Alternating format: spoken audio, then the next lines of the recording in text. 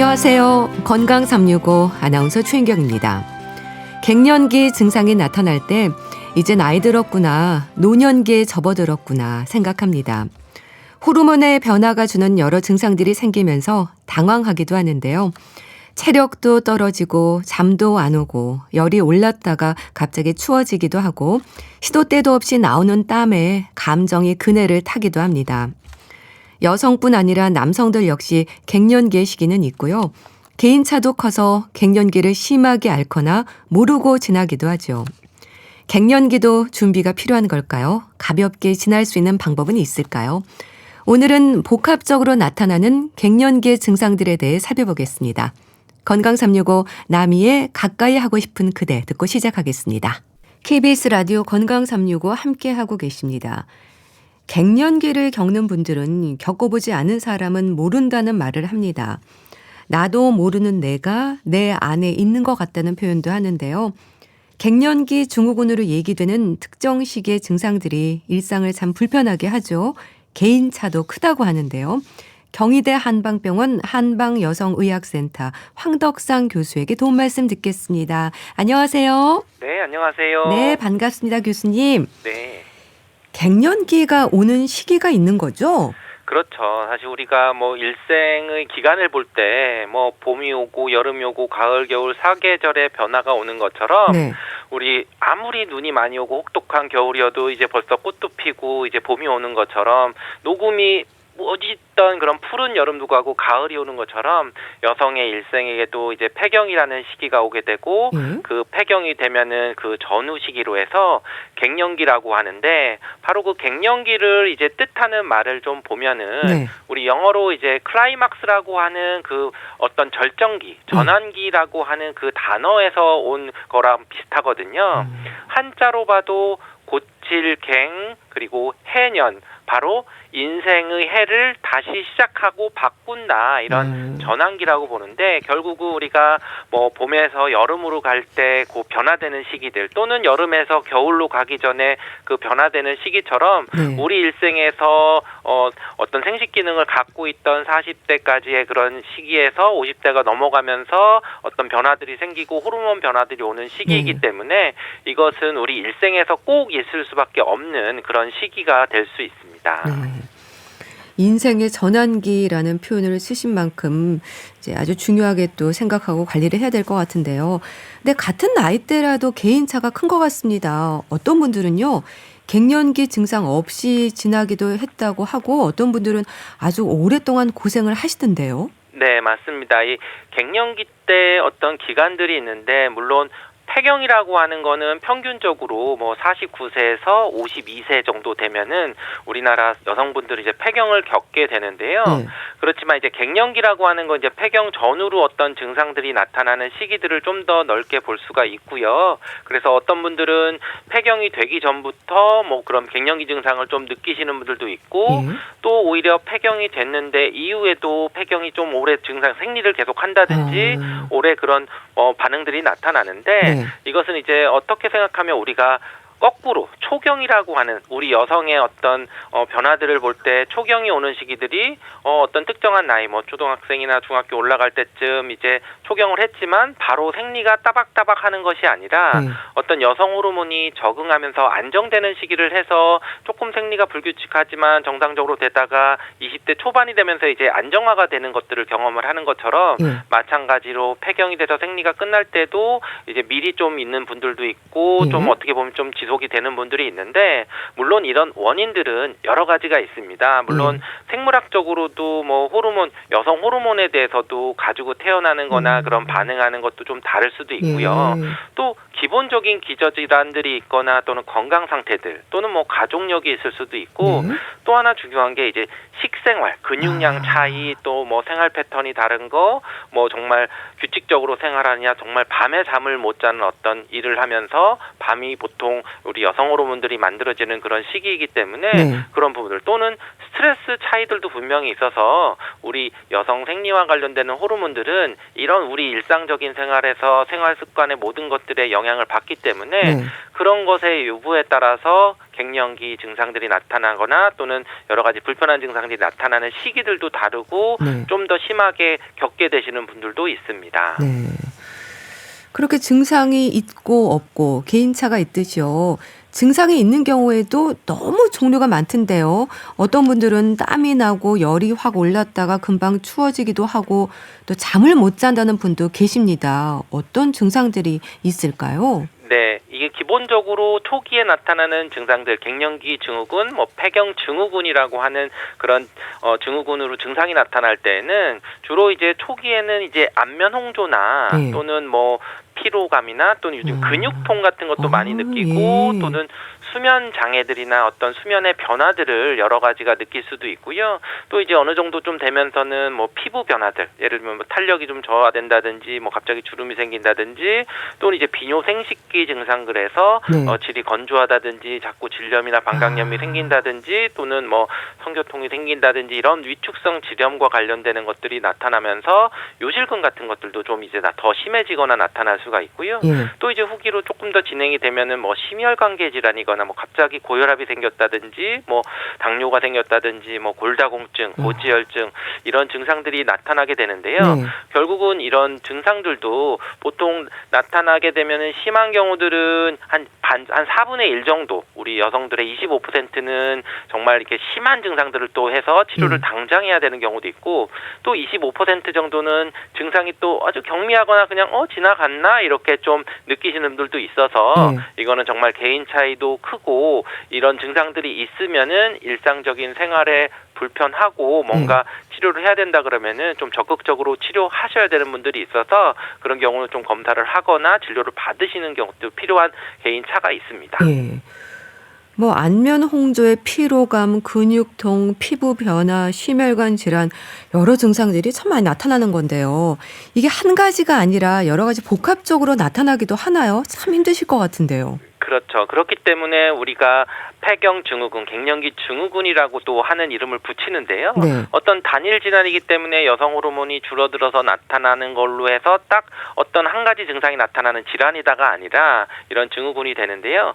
그것은 이제 가장 근본적으로 에스트로겐이라고 하는 여성 호르몬이 사실 한 가지로 기능을 하는 것이 아니라 우리 몸에서는 이 호르몬이 체온도 조절할 수도 있고 또 우리 시상하부 내하수체라고 하는 중추신경계라고 하는 신경계통도 조절하니까 또 여기에 기분 변화나 또는 수면 장애나 이런 세로토닌, 도파민 이러한 기분 조절 물질에도 영향을 할 수도 있고 또 우리 뼈 쪽으로 가서 또 뼈를 흡수를 억제해서 또 골밀도를 감소시켜서 골다공증이 좀 심하게 할 수도 있고 또 이제 어떤 혈관의 운동성을 좀 불안정하게 하거나 하기 때문에 근육통들이 오거나 또는 이제 안면 홍조라든지 뭔가 혈관과 관련되는 그런 문제들이 생길 수 있는데요. 결국 이제 여러 가지 다양한 기능을 가지고 있는 호르몬 대변화가 있고 그런 것들이 또 작용해서 나타나는 혈관 운동성 증상이라고 해서 혈관이 뻣뻣해지면서 생기는 모든 증상들이 또 이때 나타날 수가 있습니다.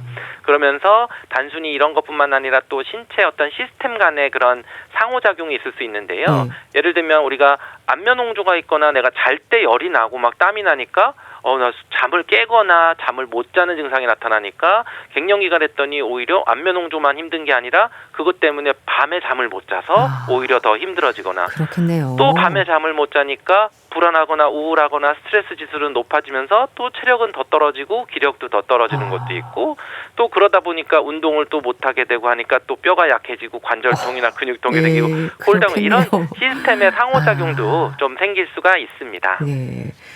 그 여성들에게는 말씀하셨듯이 에스트로겐이라는 호르몬 얘기를 하면서 갱년기랑 연결을 지은데 갱년기에 생길 수 있는 증상들은 그럼 남성의 경우도 여성과 비슷한 증상을 보이는 건가요? 남성 갱년기도 있잖아요. 그렇죠. 우리가 남성 갱년기도 요즘 들어서 또 이제 관심을 많이 받는데, 예. 분명히 호르몬 변화는 오게 되는 거고요. 물론 그랬을 때 여성 호르몬은 이제 에스트로겐이라고 하는 여성 호르몬인 거고, 남성은 이제 테스토스테론이라고 해서 다른 호르몬이 있는데, 네. 결국 이제 남성 갱년기도 이제 40에서 50대 되면은 바로 이 남성 호르몬 자체가 좀 감소를 하면서 좀 연구에 따라서는 뭐 70대에는 뭐 30대 절반 수준으로 감소한다는 정도로 얘기를 하는데, 결국 이제 이런 학회나 이런 비뇨기과의 어떤 공통된 권고안을 보면 남성 갱년기 장애는 남성에서 연령이 증가하면서 경험하게 되는 전형적인 몇 가지 증상과 혈청 테스토스테론 결핍을 동반하는 임상적 생화적 증후군이라고 하는데요. 결국 이런 것 때문에 뭐 성욕이 감퇴하거나 또는 뭐 지적 활동이 좀 떨어지고 인지 기능이 떨어지거나 뭐 공간 지각력이 감소하면서 우울감, 피로감, 또 뭐 성급함을 수반하는 기분 변화, 뭐 근력이나 이런 것들을 좀 변화하고 이런 골다공증이나 골저리움이 증가를 하는 증상들이 나타날 텐데, 어떻게 보면 증상적으로 보면은 여성들과 좀 비슷할 수도 있지만 호르몬 자체 남성 호르몬이 줄어들 때 남성 갱년기라고 볼 수 있습니다. 그래서 갱년기를 지나면서 남성은 오히려 감성 지수가 높아지고 여성은 그 반대라는 말도 있던데요. 이건 어떨까요? 그렇죠. 아무래도 남성들이 갑자기 갱년기가 되니까 뭐 갑자기 드라마 보다가 막 울기도 하고 또는 뭐 가족들에게 좀 더 관심을 갖게 되면서 여러 가지가 느껴지는데요. 그래서 이제 당연히 남성들은 아무래도 뭐 양적인 부분들이 있어서 우리가 외향적이거나 이랬는데 오히려 음적인 게 더 많아지고, 그리고 여성들은 거꾸로 이제 음적이었다가 뭐 양적으로 돼서 뭐 화도 버럭버럭 내고 뭐 짜증도 많고 오히려 남성적으로 가는 게 이게 어떤 남성 호르몬이 변화, 여성 호르몬의 변화라고도 얘기를 하지만 사실은 공통적인 거는 호르몬 변화입니다. 어쨌든 기존에 갖고 있던 그런 것들이 변화되면서 나타나기 때문에 더 이렇게 감성지수가 바뀌는 것처럼 보이지만 남성도 감성지수가 변화되고 여성도 감성지수가 변화되는 건 공통적이고요. 그런 것이 이제 그 사람이 갖고 있었던 어떤 사회적으로 변화들, 뭐 직장이 있다 다니던 사람이 갑자기 직장이 없어지는 그런 시기적인 문제들까지도 같이 반영이 돼서 나타나는 것이고, 기본적으로 이런 무조건 남성 갱년기가 되면은 뭐 더 여성처럼 되고 또 여성들이 뭐 남성처럼 되고 한다고 보기는 좀 어렵고, 기본적으로 감성 지수는 타고난 성격이나 이제 환경 문화적인 요인도 분명히 좌우를 하기 때문에 그렇게 볼 수 있고요. 그렇지만 어떤 이런 감정적인 문제들은 좀 이해를 해주는 그런 시기가 필요한 게 이런 갱년기에 해당하는 거고, 그것으로 인해서 뭐 우울증이나 다른 질환들이 올 때는 그 해당하는 것에서 맞춰서 좀 치료를 하거나 치료를 받아야 되는 경우들도 분명히 있습니다. 호르몬 변화가 주는 증상이 갱년기 증상인 건데요. 말씀 주신 갱년기 증후군, 이 질환이라기보다는 그럼 증상으로 이해하면 될까요? 그렇죠. 우리가 증후군과 질환에 대한 구별을 조금 먼저 말씀을 드리면, 질환은 어떤 특정 원인이 있고 그 병리적인 과정으로 해서 딱 하나가 나타났다. 이게 바로 질환명이 되는 거고요. 증후군이라고 하고는 이 원인이 한 가지로 딱 특정할 수가 없고, 분명히 여성 호르몬이 부족한 것이 원인인 것 같긴 하지만 그걸로 모든 증상을 설명할 수가 없습니다. 그래서 폐경기 증상에 나타나는 증상들은 굉장히 다양할 수도 있고 사람에 따라 다를 수도 있고 또 여성 호르몬만 가지고 해설할 수 없는 경우들도 많이 있어서 어떤 그런 증상들의 모음을 증후군, 어떤 특정 부류, 그래서 대표적으로 우리가 뭐 대사증후군이라고 하는 요즘에 뭐 생활습관병이나 뭐 이런 것들을 증후군이 붙지만 옛날에는 그 원인을 몰라서 신드롬 X, 그냥 X 증후군, 원인을 모른다고 표현을 했던 것처럼 바로 이런 갱년기, 폐경기 증후군은 뭔가 증상이나 원인이 명확하지 않고 또 증상이 굉장히 다양해서, 그래서 한의학에서도 치료하는 게 좀 많이 도움이 되는 경우들이 단순히 호르몬 보충을 해서 치료가 되는 게 아니라 그것만으로 해설이 되지 않기 때문에 한의학에서는 어떤 기능적인 부분들이나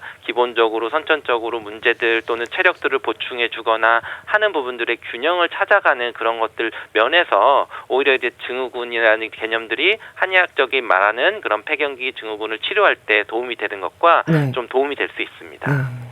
그러니까 원인이 특정되지 않고 워낙 다양해서 갱년기 증후군으로 불리는 거군요.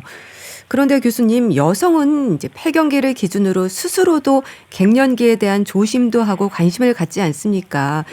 요즘 남성의 경우는 어떻습니까?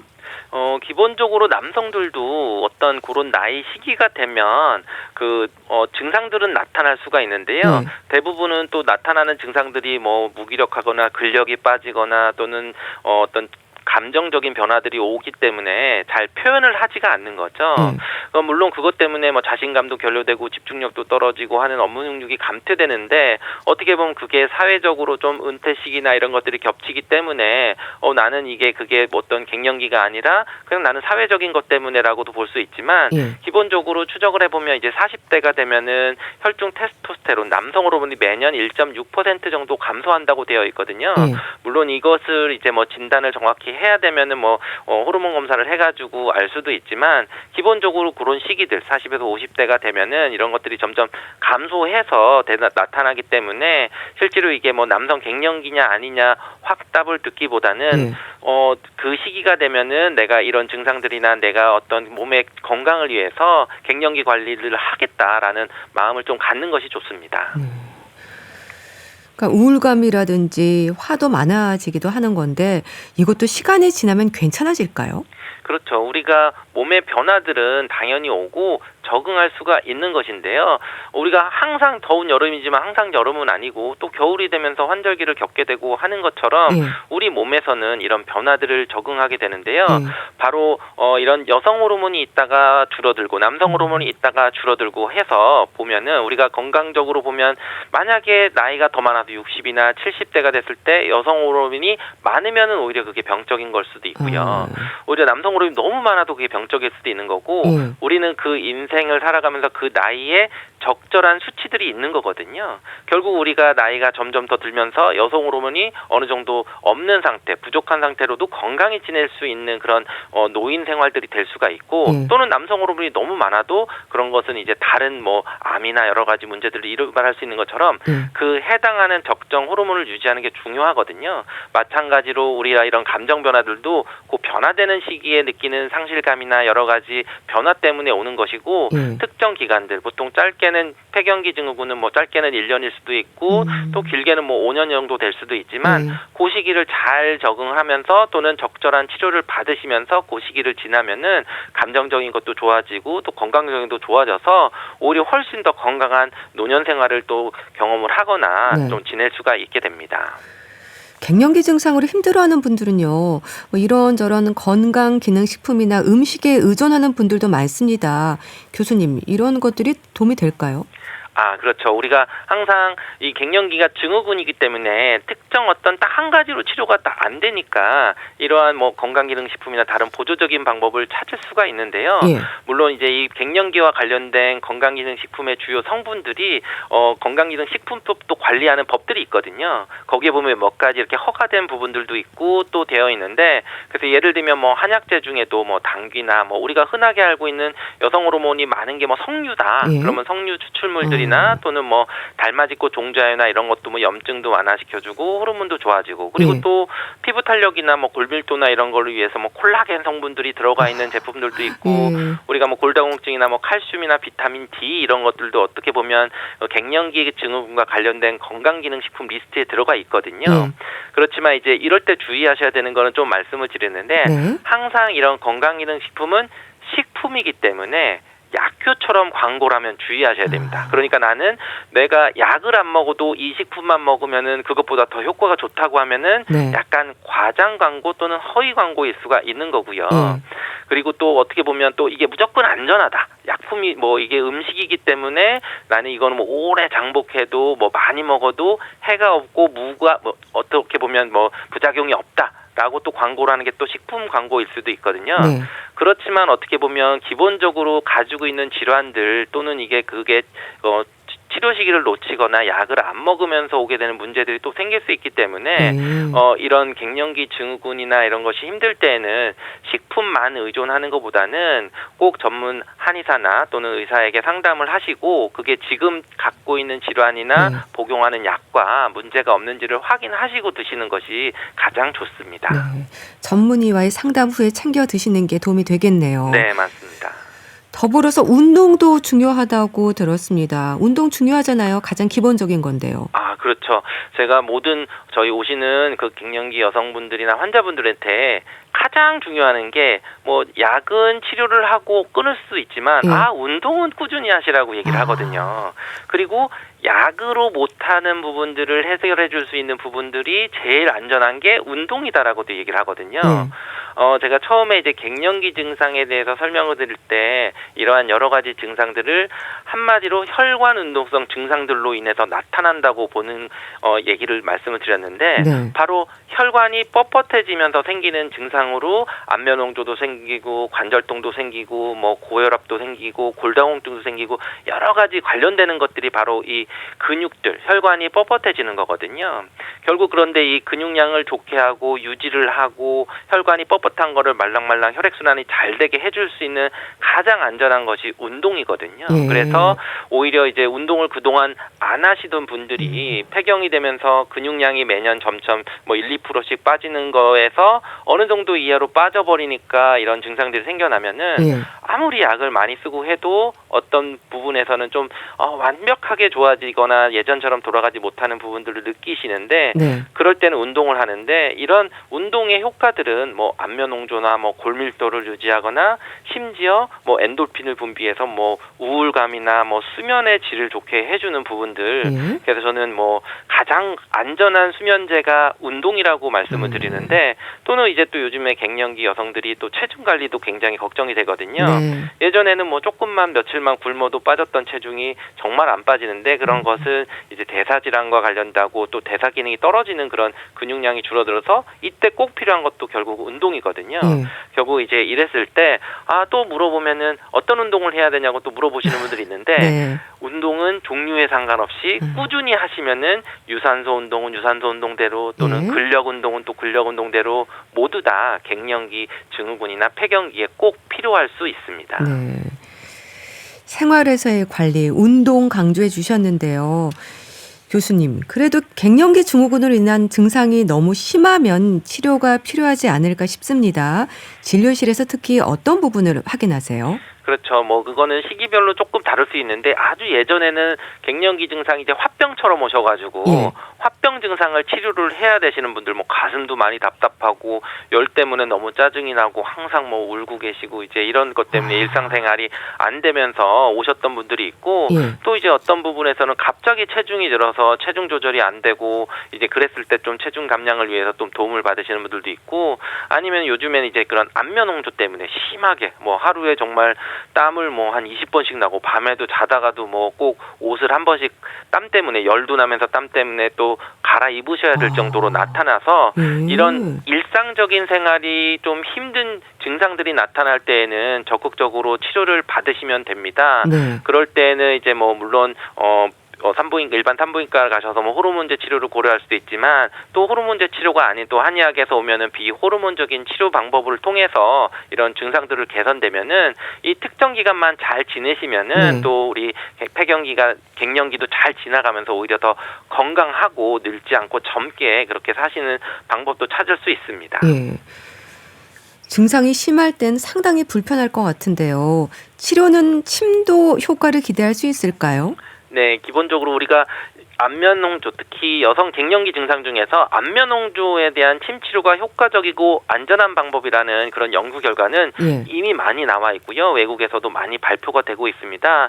근데 이 안면홍조를 개선시키는 침의 효과는 또 기본적인 통증이나 또는 불면이나 기분 전환 이런 것들 또는 이완이 되면서 하는 부분들이 있어서 예. 수면의 질을 좀 향상시키는 부분들 또는 심하지 않은 뭐 수면제 먹을 정도는 아니고 오히려 좀 내가 불편한 증상들 또는 침이 또 엔돌핀이라고 또는 세로토닌이나 이런 신경 전달 물질도 좀 촉진을 해서 뭐 감정적인 변화들 좀 이완이 시키는 그런들이 있기 때문에 예. 그런 치료들도 하고 또 심하면은 이제 한약 치료도 같이 병행하면서 그건 이제 증상의 정도와 또는 이제 얼마나 심한지에 따라서 이제 적절히 치료를 하고 있습니다. 예. 뜸이나 부항도 도움이 될까요?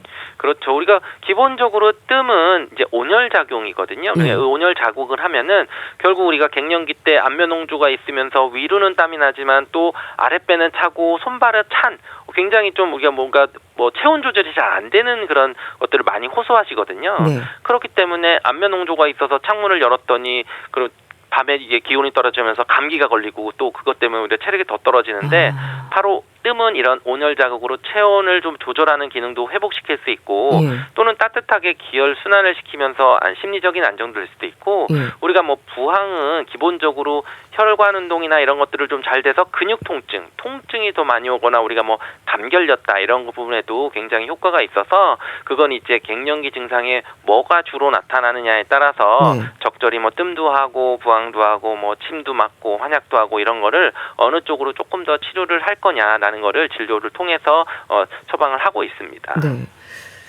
더불어서 교수님, 면역력도 갱년기 증후군을 이기는데 중요하다는 말을 합니다. 이거는 몸의 균형을 좀 살펴야 한다는 의미일까요? 그렇죠. 우리가 면역력이라고 하면 굉장히 광범위할 수도 있지만 사실 우리가 감기가 왜 걸리는지 생각을 해봐도 내가 너무 땀을 빼고 막 덥게 하고 나서 찬바람 쐈더니도 감기도 걸리고 오히려 내가 너무 이제 추운 데 있어가지고 해도 감기가 걸리는 것처럼 결국은 우리 몸에서는 양과 음과 양 그러니까 수분과 불이 적절하게 둘 다 있으면서 따뜻한 물이 잘 순환이 돼야지 건강한 상태가 되고 면역력이 좋다고 보는 거거든요. 결국은 우리가 체질에 따라서는 수분이 부족한 사람도 있고 또는 기운이 부족한 사람이 있을 수도 있고 또는 열이 많이 잘 생기는 사람이 있을 수도 있는 것처럼 어떻게 보면 한의학에서는 내가 그냥 단순히 갱년기라고 해서 그 여성 호르몬을 보는 게 아니라 내 몸 자체의 어떤 그런 기혈이나 음양 또는 뭐 물과 불의 그런 기운에 해당하는 것들의 균형에 맞춰서 또 약도 쓰고 또 생활 개선을 하는 방법을 하고 있습니다. 네, 알겠습니다. 자, 오늘은 갱년기 증후군에 대해서 말씀드렸는데요. 경희대 한방병원 한방여성의학센터 황덕상 교수와 함께했습니다. 감사합니다. 네, 감사합니다. KBS 라디오 건강365 함께하고 계신데요. 캐렌 앤의 Not Going Anywhere 듣고 다시 오겠습니다.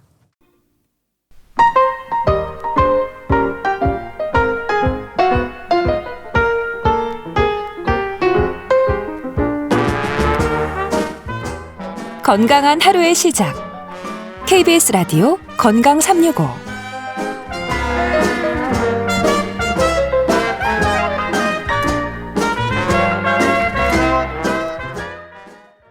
KBS 라디오 건강365 함께하고 계십니다.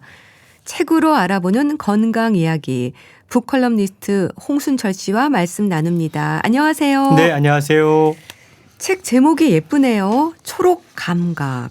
어떤 내용일까요? 이거 아무래도 식물과 관련된 책인 것 같은데요. 예, 혹시 집에 뭐 식물 좀 키우세요? 네, 작은 그냥 선물 받은 그러시군요. 꽃들은 좀 키웁니다. 네, 식집사란 말이 요즘 유행하잖아요. 네, 식집사.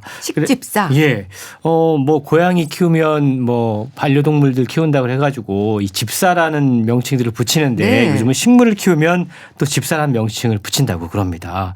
그리고 반려식물 클리닉이란 것도 생겨나고 있다고 그래요. 반려식물 클리닉이요? 예. 뭐 꼭 키우면 죽이는 분들 계시잖아요. 그래서 방법을 잘 몰라서요. 네, 이제 일종의 병원 같은 곳들인 거죠. 반려식물의 어떤 발육 상태라든가 생육 상태 또 치료 처방 그리고 앞으로 어떻게 하면 되는지 관리해주는 그런 곳들도 생겨나고 있다고 그럽니다. 많은 사람들이 식물을 키우는데 그냥 보기에 좋기 때문에 그런 것만은 아닌 것 같아요. 근데 식물을 키우면 분명히 우리에게 건강에 이로운 점이 있기 때문인데 무엇보다 심리학 전문가들은 이 식물 키우는 게 자기 효능감을 회복할 수 있는 좋은 방법 가운데 하나다라고 이야기합니다. 네. 뭔가 자신이 손길을 좀 주고 애정을 주고 관심을 기울이면 식물이 자라지 않습니까? 근데 그걸 보면서 작은 성취감을 느낄 수 있고 우울감과 불안감을 해소하는 데 도움을 얻을 수 있다라는 거죠. 오늘 소개하는 이 책은 식물을 보고 듣고 만질 때 우리 몸에서 일어나는 일들을 과학적으로 밝히고 있는데요. 우리가 왜 자연에 끌릴까? 우리 인간에게는 본능적으로 자연을 사랑하는 바이오필리아라는 것이 내재되어 있다고 그럽니다. 그래서 우리는 자연 세계와 친밀할수록 건강해지고 멀어질수록 아플 수밖에 없다라는 거죠. 그렇군요. 본능이기 때문에 네.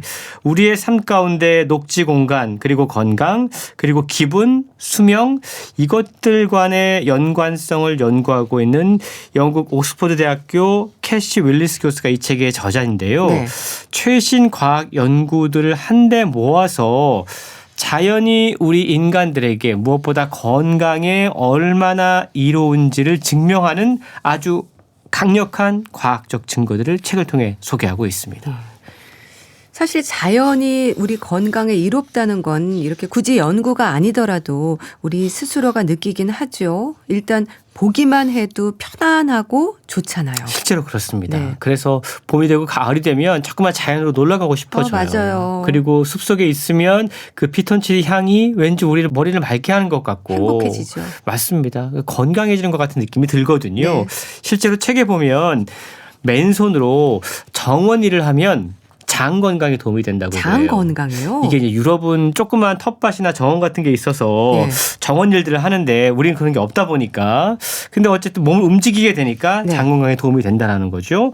그리고 새 소리를 들으면 그러니까 수술 후의 통증을 줄일 수 있다고 그럽니다. 그렇군요. 근데 까마귀 소리는 아니라고 그래요. 그리고 나무를 만지는 건 마음을 진정시키는 효과가 있고 네. 이게 나뭇결이 많고 옹이가 많을수록 효과가 커진다고 그럽니다. 네. 실제로 한 병원에서 연구한 결과에 따르면 창밖으로 나무를 볼 수 있는 병실에서 회복 중인 수술 환자들은 창밖으로 벽을 바라보는 환자들보다 3배나 더 빠르게 회복된다라는 논문도 있다라는 거죠. 네. 장미향이 운전자의 심리를 안정시켜서 보다 안전한 운전을 할 수 있게 해주고 네. 심지어 책상 위에 작은 화분 하나만 놓아도 일의 능률이 올라간다고 그럽니다. 맞는 것 같아요. 놀라운 일들인 거죠. 네. 책에는 자연이 우리의 면역계, 심혈관계, 장내 미생물에 미치는 영향까지 아주 조목조목 소개를 하면서 우리 일상에서 자연을 더욱더 깊이 자주 만날 걸 제안하고 있는데요. 우리는 이미 이러한 사실을 직감적으로 알고 있었어요. 네. 자연이 우리 몸에 이롭다. 그런데 이제는 이 직감이 과학적으로 증명이 되고 있다는 거죠. 초록색 자연경관이 우리에게 미치는 효과부터 식물의 향기, 새소리의 진정 효과, 네. 치유 효과, 그리고 이 목재를 손으로 쓰다듬는 행위라던가 정원과 텃밭을 가꾸는 일까지 자연이 우리에게 시각, 청각, 촉각, 후각 다양한 감각을 통해서 긍정적인 영향을 주고 있다는 사실을 소개하고 있는 겁니다. 그러니까 자연이 주는 건강 효과가 이렇게 과학으로 증명이 되는 거네요. 저자는 생물학자인데 자연이 우리에게 긍정적인 효과를 일으키는 의학적인 원리는 뭘까요? 일단 요즘 같은 봄이 되면 네. 자연이 우리에게 많은 선물들, 기적들을 준다고 그래요. 특히 삼림욕하면 그 효과가 정말 놀랍다고 그럽니다. 삼림욕이요. 책에 소개된 연구에 따르면 숲속을 한 15분 정도 거닌 참가자들은 그냥 도심을 15분 정도 거닌 참가자들에 비해서 스트레스를 받으면 나오는 호르몬인 이 코르티솔의 체액내 함유량, 타액내 함유량이 16%까지 감소를 하고요. 네. 맥박과 혈압도 현저히 감소하는 것으로 확인됐다고 그래요. 그리고 숲속에서 거닐거나 앉아 있었던 참가자는 네. 도심에서 똑같이 행동했던 참가자들보다 부교감신경, 이건 긴장이 풀리면 활발해지는 것으로 알려져 있는데 네. 이게 부교감신경도 활발해졌다고 그럽니다. 무엇보다 자연이요, 인간의 다양한 감각을 통해서 우리 몸에 긍정적인 영향을 미친다고 그럽니다. 네. 식물의 구조, 그러니까 나뭇잎도 다 다르게 생겼잖아요. 네. 그리고 빛깔, 꽃의 생김새, 향기, 나무의 무늬, 질감 이런 것들을 우리가 직접 오감으로 느끼며 살아갈 때 우리 몸과 정신이 자연이 선사하는 선물을 누릴 수 있다라는 건데 그렇네요. 먼저 후각적인 면에서 네. 냄새, 네. 식물이 방출하는 휘발성 유기화합물이 있다고 그럽니다. 이게 우리의 혈류로 흡수가 되면 스트레스가 감소하고 면역이 강화된다고 그래요. 예. 실제로 숲에 들어가면 냄새를 맡고 그런 느낌이 들지 않습니까? 기분이 좋아지죠. 그렇죠. 또 청각적인 면에서 소리를 통해서 다양한 자연의 소리 역시 스트레스, 통증 감소, 인지기능 향상, 기분 개선에 기여한다고 그럽니다. 네. 물소리, 새소리가 특히 효과적이고요. 예. 검은 집바귀 같은 특정 새들의 노래는 스트레스 회복에 정말 커다란 도움을 주는 것으로 확인이 됐다고 그럽니다. 까마귀 소리는 효과가 적었다라는 거 네. 앞서 말씀을 드렸고요. 네. 시각적인 효과. 심지어 직접 자연을 가지 않아도 그냥 자연 사진만 보는 것만으로도 혈압 감소와 심박수 안정에 도움이 된다고 그래요. 네. 이런 것들은 책에 다 과학적인 연구를 통해서 밝혀진 사실들인데 실험실 연구를 통해서 토양에 있는 미생물과 접촉하거나 네. 식물을 만지는 것 이것이 정신 건강과 무엇보다 면역력 강화에 아주 긍정적인 영향을 미친다는 점도 확인되고 있다고 그럽니다. 네. 아이고 홍순철 씨 책은 초록 감각을 들고 오셨는데 감기로 좀 코가 꽉 막히셨네요. 고생하시겠어요. 좀 한절기에 늘 불편하시죠? 그렇습니다. 네. 아이, 참. 아유. 참 짐작이 되는 부분이지만 이렇게 말씀 들으면서 후각에서부터 청각, 시각, 촉각에 이르기까지 효과가 참 많다는 생각이 드는데 이제 이런 것들이 정신 건강뿐 아니라 면역력도 올린다는 그런 말씀이신 거죠? 그렇습니다. 저는 사실 책을 읽으면서 네. 생각지도 못했던 이 후각의 놀라운 효과에 주목을 하게 됐는데요. 네. 이 후각을 통해 느끼는 자연의 치유 효과가 정말 대단하더라고요. 우리가 보통 그냥 자연을 보면 시각적으로 와 되게 기분이 좋다 이런 것들만 주목하는 경향이 있는데 저자는 이 자연이 건강에 이로운 순서가 그 자연 감각과 경로가 후각이 제일 크고요. 아, 후각이요? 그다음에 청각, 그다음에 시각 순이라고 그럽니다. 네. 후각은 시각이나 청각과 다르게 감지되는 물질이 우리 혈류에 직접 물리적인 작용을 일으킨다는 독특한 특징이 있기 때문인데 예. 예를 들어서 60분 동안 편백나무 숲을 걸은 참가자들의 혈액을 분석해 보면 앞서 소개했던 휘발성 유기화합물 이 알파피넨이라는 게 있는데 네. 이거의 혈중 농도가 크게 높아져 있는 걸 확인할 수 있다고 그럽니다. 숲속 공기의 향기 분자가 폐를 통해서 참가자들의 혈류로 전달이 되는 것이죠. 더 놀라운 건 네. 편백나무와 노간주나무 향기에는 혈중 자연살해 세포 수치를 뚜렷이 증가시키는 효능이 있다고 그래요.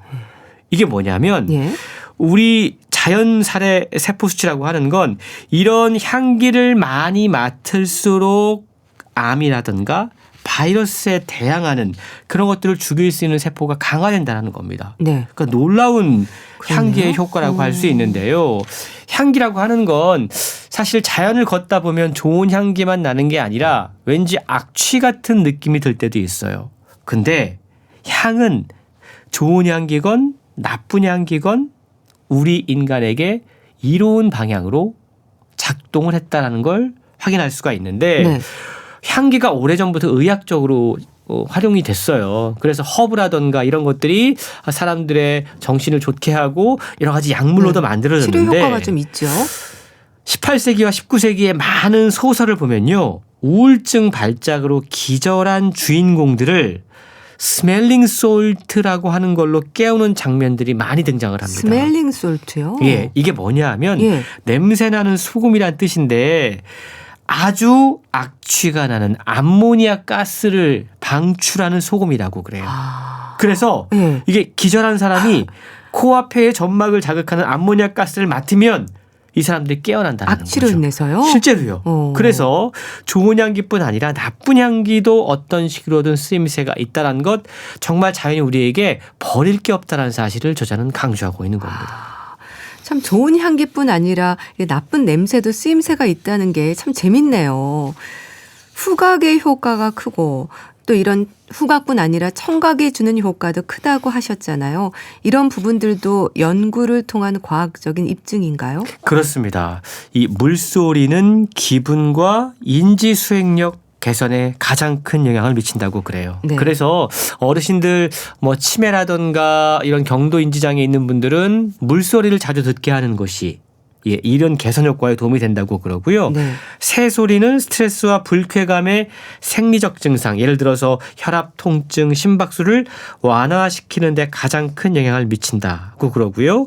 자연의 소리가 다양하고 복잡할수록 그러니까 숲으로 들어가라는 거예요. 네. 건강이 크게 개선되고 스트레스와 불쾌감이 감소하는데 우리가 매일 이 숲으로 갈 수 없잖아요. 그렇죠. 하지만 출근길에 새소리가 들리는 공원이나 한적한 길거리를 거닐면서 귀를 기울이면 작은 노력만 하면 사실 다양한 소리가 들리거든요. 네. 우리가 이렇게 하면 출퇴근 시간은 몇 분 늘지 몰라도 저자는 건강 수명을 몇 년 늘릴 수 있다라고 이야기를 해요. 네. 무엇보다 자연과 아이들의 건강 그리고 인지 능력에 대해서도 최근 많은 부분을 할애를 하고 있는데 네덜란드의 두 학교에서 4개월 동안 아이들의 주의력과 이 정서적인 웰빙을 측정한 연구가 책에 소개가 되고 있습니다. 네. 그린월이라고 해서 숲을 그린 벽 같은 거 있지 않습니까? 그것이 있는 교실에서 공부한 아이들은 그것이 없는 교실에서 공부한 아이들보다 주의력이 훨씬 뛰어났다고 그래요. 특히 선택적 주의력 부분에서 뛰어났는데 이건 무언가 공부할 때 몰입할 수 있는 능력이기 때문에 네. 이 그냥 자연의 그림 자체가 얼마나 아이들에게 좋은 영향을 미치는지 확인할 수 있다라는 거고, 그래서 저자는 최근에 정신건강과 이 청소년들의 여러 가지 문제들, 정서적인 문제들 이걸 고려할 때 우리가 아이들을 숲에 더욱더 가까이 하고 자연을 알려주는 것이 얼마나 중요한지를 이야기하고 있는 것이죠. 네. 그러네요. 특히 정신건강과 청소년 문제에 있어서도 주목할 필요가 있겠어요. 그렇습니다. 다양한 부분에서 우리가 이 숲을 자연을 활용을 해야 되는데요. 네.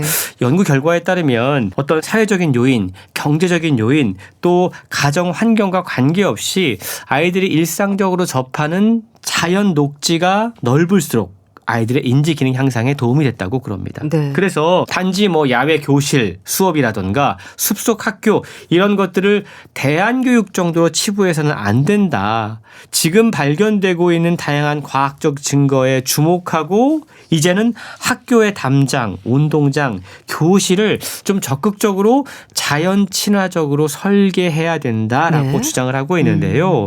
한 걸음 더 나아가서 네. 자연과의 접촉을 앞으로 보건의료 정책에 있어서도 진지하게 고려하자라고 제언하고 있습니다. 자연과의 접촉을요. 그렇습니다. 우리가 병원 가면 뭐 약 처방 받고 예. 쉬고 이런 거 말고 좀 자연과 접촉할 수 있는 예. 그런 방법들을 병원에서 적극적으로 처방하고 그런 공간들을 많이 만들자라는 제안을 하고 있다라는 거죠. 네. 약물 치료와 더불어서 자연 처방을 통해서 자연과 함께하는 시간을 늘리고 자연 친화적인 활동을 하도록 하자라는 것이 저자의 제안입니다. 물론 이런 이야기를 하면 아직까지 뭐 과학적으로 더 규명해야 될 것이 있고 네. 대규모 임상 시험도 거쳐야 할 부분이 있지만 실제로 이미 정신치료에서 자연 처방이 상당한 효과를 경험하고 있거든요. 저자는 네. 이런 연구들을 통해서 앞으로 여러 가지 자연 치료의 질병 예방 그리고 치료 효과에 대한 연구가 꾸준히 좀 이어질 수 있다면 네. 전 세계적으로 증가하고 있는 의료비 부담도 획기적으로 줄일 수 있을 것이다 라고 제안하고 있는데요. 네. 공중보건의 전염병 뭐 우리가 코로나 팬데믹 경험을 했죠. 예. 심혈관, 호흡기 질환, 불안, 우울증, 자살. 지금 저자가 보기에 전 세계는 새로운 건강상의 위기를 맞이하는 상황입니다. 이럴 때 네. 우리가 보다 적극적으로 열린 마음으로 자연과 가까이 하는 치료법을 고민하는 것, 그것을 위한 투자를 아끼지 않는 것, 이거 역시 우리의 건강을 위한 것이다 라고 결론 내리고 있습니다. 네. 저도 건강을 위해서라도 자연과 좀 더 친해지는 시간을 가져야겠네요. 필요해 보입니다. 네. 자연 치료를 통한 질병의 예방과 치료 효과, 책 초록 감각을 통해서 느낄 수 있었는데요. 잘 들었습니다. 북컬럼니스트 홍순철 씨 감사합니다. 고맙습니다. 웨스트라이프의 마이 러브 보내드리면서 인사드릴게요. 건강365 아나운서 최인경이었습니다. 고맙습니다.